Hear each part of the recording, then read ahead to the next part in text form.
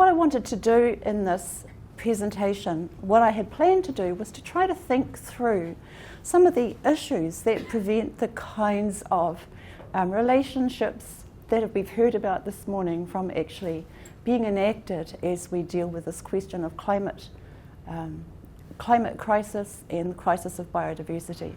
Sadly, I haven't got to that, so what you're going to hear is me trying to work through some of these things. And I want to just start by looking at addressing climate change and human, non-human relations through two main lenses. And the first, I'm holding this thing because I can't fit it in my pocket, but anyway. The first is a consideration of the rights of nature approach to environmental justice, and I want to look at some of the possibilities and challenges that have been identified in regard to the rights of rivers. And then secondly, I want to draw on a freshwater restoration project grounded in Maori epistemologies as a possible example of what Scholzberg and Cole call vibrant sustainable materialism to describe indigenous more than human ethics within a Maori epistemological framework. And from the latter, what I hope to do is to propose some elements towards an indigenous onto-ethical framework for co-constitutive flourishing and multi-species justice. With regard to non-human and post-human ethics, Bradotti suggests that post-human ethics refers to the way in which associations and conventions of engagement forged between humans and between human and non-human orders should as far as possible be life-enhancing rather than detrimental. Some scholars, she says, have noted a growing convergence between post-colonial theories, the environmental humanities and indigenous epistemologies that is forging new alliances between environmentalists and legal specialists, indigenous and non-Western epistemologies. And while there is certainly some evidence of this, a number of indigenous scholars have frequently pointed out that indigenous scholarship in this area is all too often included as an add-on, as Sarah Hunt states, negotiated in relation to the established mode of inquiry. One of the areas, though, in which convergence is most apparent is in the rights of nature approach to environmental justice. I have here a couple of definitions. One is Deborah McGregor's and the other is David Scholberg's, and I'll just say that here he offers the view that environmental justice should provide for individual organisms and natural systems recognition as part of an extended community and the development and capabilities of flourishing, as well as some measure of inclusion in the political process. And it's that idea of inclusion in the political process that I think is the issue that we struggle with the most.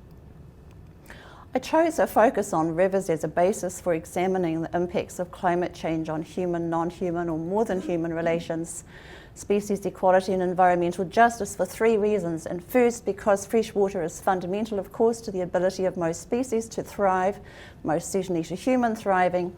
Second, because the state of fresh water in my own country, Aotearoa, New Zealand, was designated by the OECD in 2017 to be among the worst in OECD countries.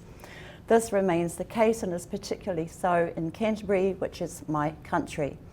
A major outcome of this is the devastation of indigenous and non-indigenous freshwater species that are not only cultural foods but also important indicators of the quality of fresh water in those rivers and in many cases danger to the health of the human species.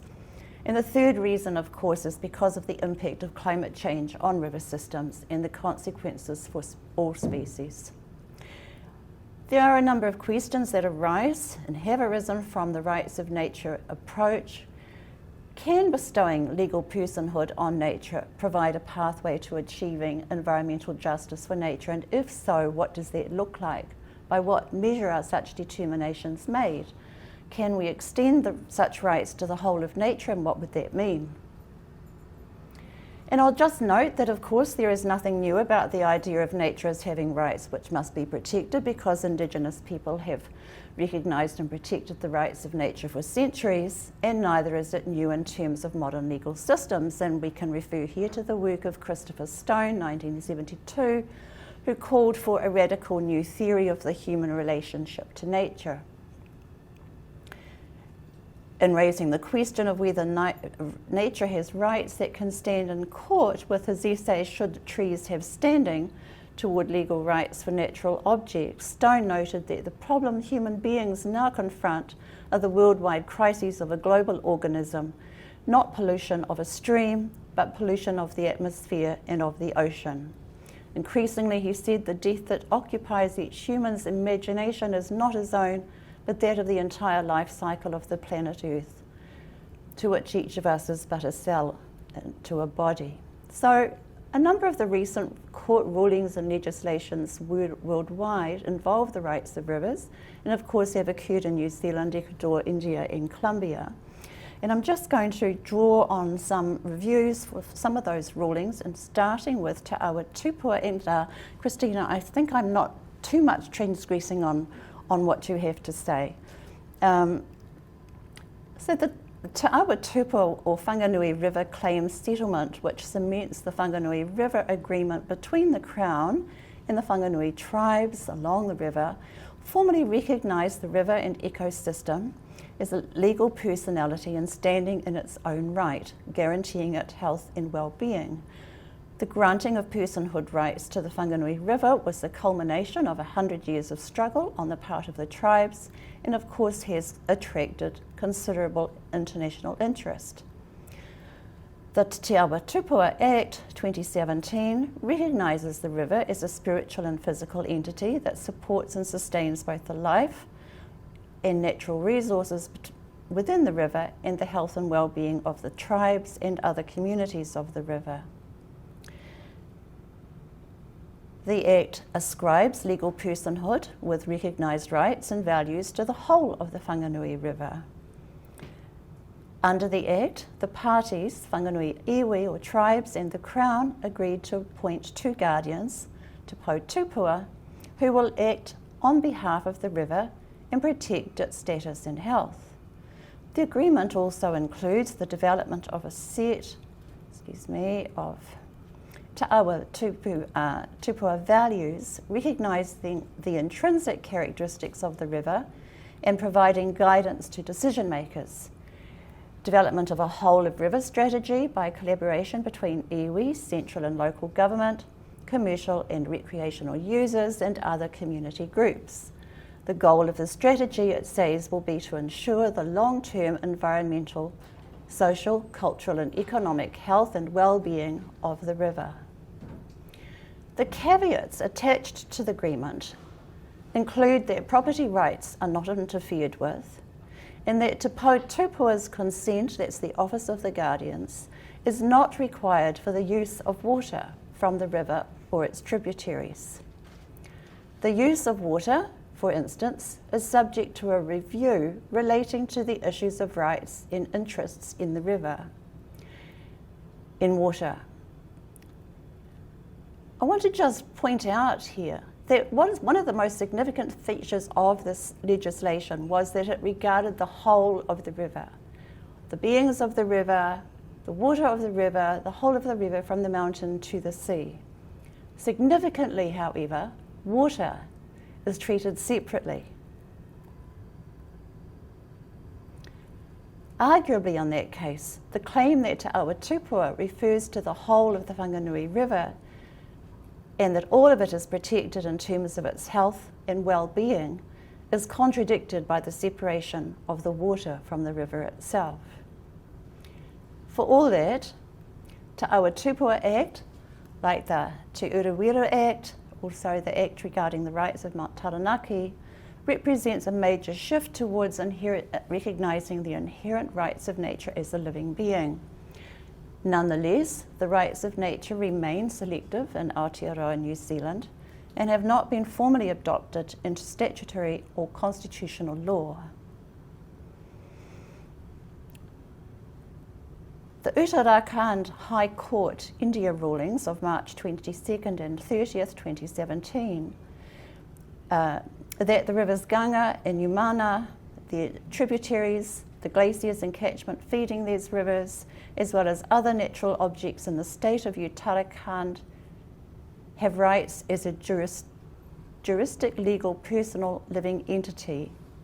Notes, whereas human rights occupy centre stage and deal with human conflict, loss of natural resources threatens life, human life itself, we must understand that the fundamental rights on which human survival depends are nature's rights. In both cases, the High Court established the natural objects as legal minors and conferred guardianship responsibilities on several individuals within the state government. O'Donnell notes that while these judgments of this nature provide powerful examples of the rights of nature movement, in this case these rights were underpinned by such broad definitions of harm as to diminish the likelihood of successful implementation. However, the High Court's findings in this case that declared the Ganges and Yamuna rivers to be legal persons were suspended by the Supreme Court based on a number of points, but primarily arguing that rivers cannot be considered as living entities. So what kind of rights are personhood rights? While these examples that I'm about to refer to are not recent, the United States courts of law nonetheless provide evidence of the removal of human and citizenship rights. In one such case, 2 of the 3 judges of a US appeals court evaluating allegations that US military forces deprived 4 British men of human rights during 2 years they were held captive in Guantanamo Bay prison, ruled that because the men are not US citizens and technically were not imprisoned in the US, they were not legally persons and therefore had no rights to violate. The April 2007 decision by federal judge Paul Barbadaro, which granted human rights to corporations, is a different example.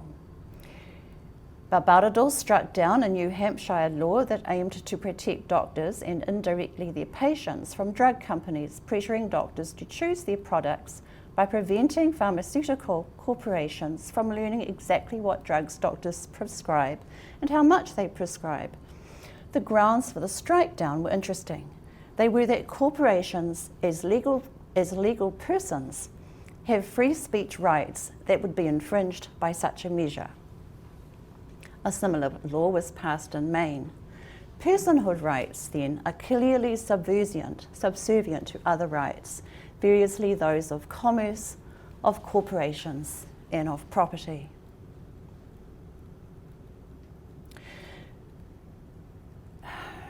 The next section of my paper discusses some of the ways in which the idea that nature has rights or should have rights is highly controversial. Nonetheless, a number have pointed out that the evolution of rights over the past 100 years has included cases which outraged sections of the population at the time, including awarding rights to blacks, to women, slaves, and African Americans, and also advocating for the rights of animals. On that basis, then, Stephen Peter Singer argues recognizing the rights to humans is simply a step in the same direction in favour of our own, rather than a bias in favour of our own species. Evaluating the ascription of personhood rights approaches from the perspective of global politics. UAT also addresses the issue of competing ontologies of human, non-human relations, underpinning current approaches to the rights of nature, and he argues that in the iwi whanganui case, the conception of personhood rejects the very framing of personhood as something ascribed by humans to non-humans. The way that they intersect secular systems of law and politics, where nature is a central referent, becomes, he says, a question of how different ontologies are made partially commensurable. Tanya Richardson's research into the Ukraine-Danube Delta also takes up the notion of personhood rights in relation to nature. She notes particular issues of importance as the opacity and capriciousness of power, the limits of deliberation, and the secularity and domain of the political itself. I want to move from here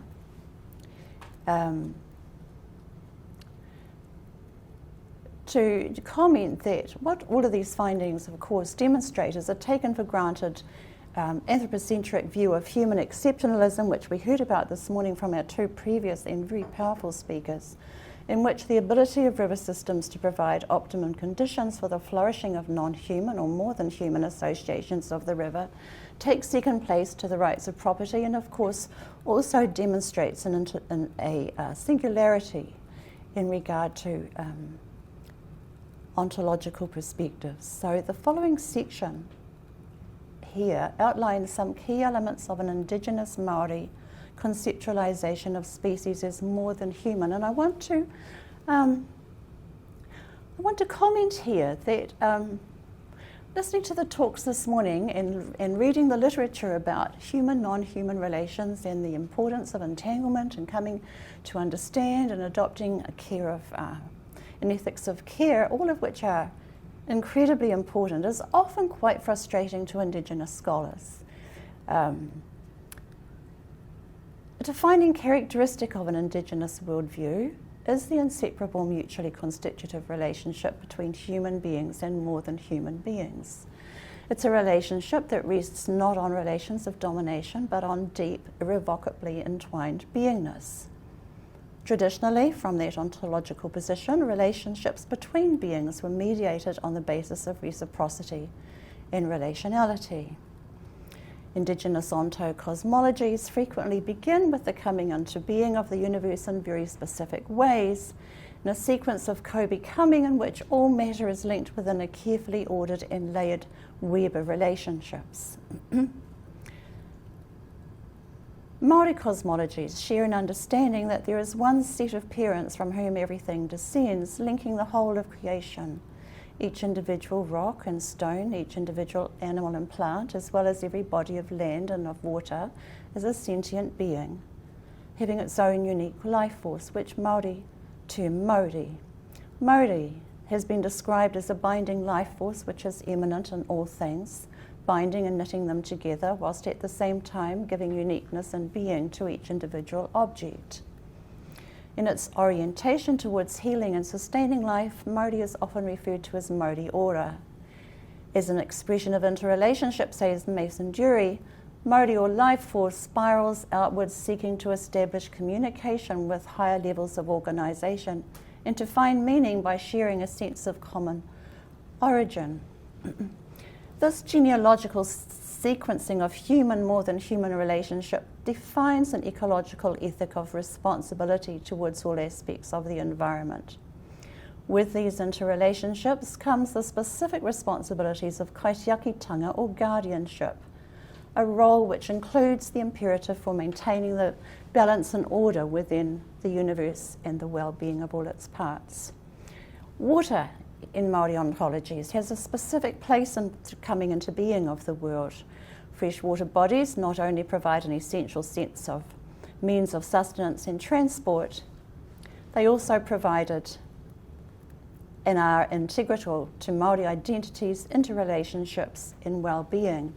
For Māori, the well-being of the entirety of a watercourse from the mountains to the sea, including its banks, the riverbed and all that is in and around the watercourse, is intrinsically connected to the physical and spiritual and health well-being of the community. Environmental justice on this account means nothing less than justice for the whole of the river, for all of the beings within, around, above and below.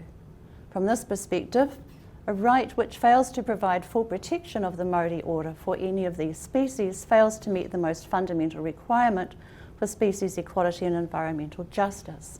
And here I want to turn to the work of a New Zealand Maori Earth System scientist, Dan Hikaroa.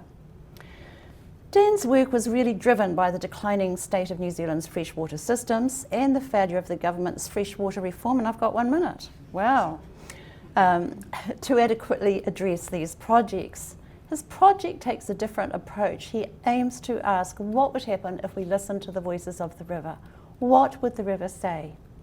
The goal of the project is to see 1,000 riverways restored to health by 2050. It aims to catalyse a national movement for the restoration and protection of waterways by transforming people's relationships with rivers, founded on a kinship relationship to the environment, by exploring genealogical relationships, travelling the river, sharing river narratives, articulating the voices of fish, the algae, the eels, macroinvertebrates, the behaviours of the river, drawing from all available knowledge. The transformative element in this project is that it privileges the beings of the river, the voices of the beings of the river, in order to understand the river and to restore the life force vitalism of all non-human and more than human species belonging to the river. To borrow from David Schulzberg and Roman Cowles, the ethos demonstrated by this project is indeed one of vibrant and sustainable materialism. For such endeavours to achieve long-term success in species justice and equality, however, property rights, rights to abstraction, to pollution, to any part of the waterway must be severely curtailed. On this account, the question is, what might such a socio-eco-political economy framework look like? And so I'll just end by saying that my goal is to try to identify what such a socio-eco-political framework might look like and how we might move towards that. Because if there is one thing that I've heard over and over again, beyond the entanglement or as part of the entanglement and the critical necessity to revision our relationships with the non-human and more than human world, the stumbling block, the elephant in the room, the not elephant in the room, from the Adani coal mines to the oil fields in Alberta, is the political economy of capitalism. And the challenge is to find what the elements of an alternative might be that can successfully mediate this particular crisis of this time. And thank you very much.